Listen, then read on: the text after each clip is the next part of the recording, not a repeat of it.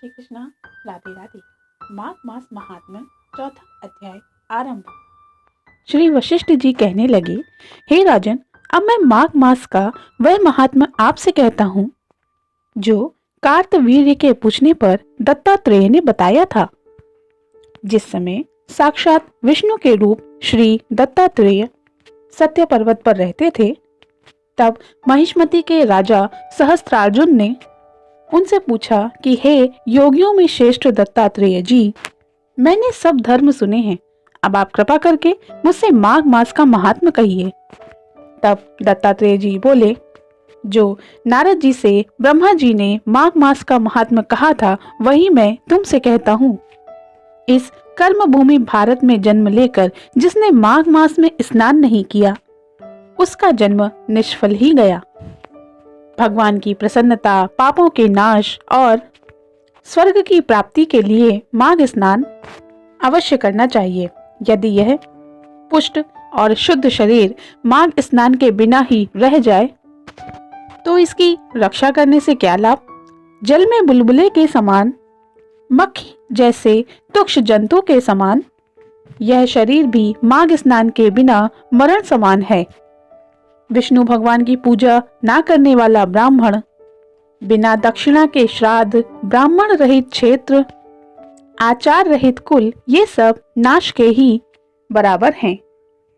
गर्व से धर्म का, क्रोध से तप का, गुरुजनों की सेवा ना करने से स्त्री तथा ब्रह्मचारी, बिना जगली अग्नि से हवन और बिना साक्षी के मुक्ति का नाश हो जाता है। जीविका के लिए कहने वाली कथा, अपने ही लिए हुए भोजन को बनाने की प्रक्रिया, शूद्र से भिक्षा लेकर किए हुए धन से किया जाने वाला यज्ञ तथा कंजूस का धन, यह सब नाश के कारण है।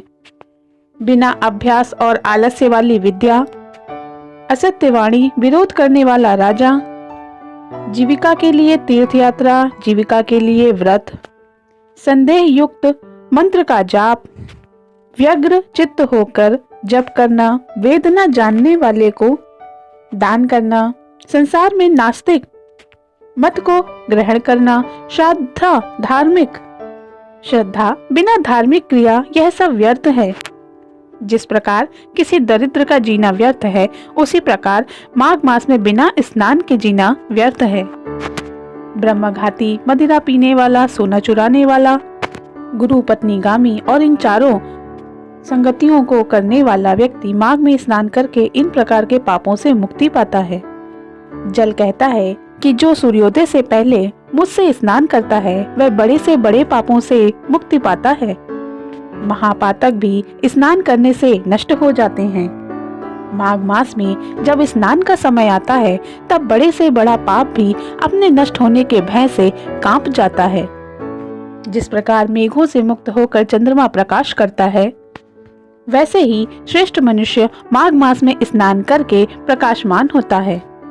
काया वाचा मनसा से किए छोटे या बड़े, नए या पुराने, सभी पाप नष्ट होते हैं। आलस्य में बिना जाने हुए भी जो पाप कर्म होते हैं, वे सब भी नष्ट हो जाते हैं। जिस प्रकार जन्म जन्मांतर के अभ्यास से आध्यात्मिक ज्ञान की प्राप्ति होती है, उसी तरह जन्मांतर अभ्यास से ही माघ मास में मनुष्य की रुचि उत्पन्न होती है। यह अपवित्रों को पवित्र करने वाला बड़ा तप और संसार रूपी कीचड़ को धोने की पवित्र वस्तु है। हे राजन, जो मनवांछित फल देने वाले इस माघ स्नान को नहीं करते हैं, वे सूर्य चंद्र के समान भोगों को नहीं भोग सकते।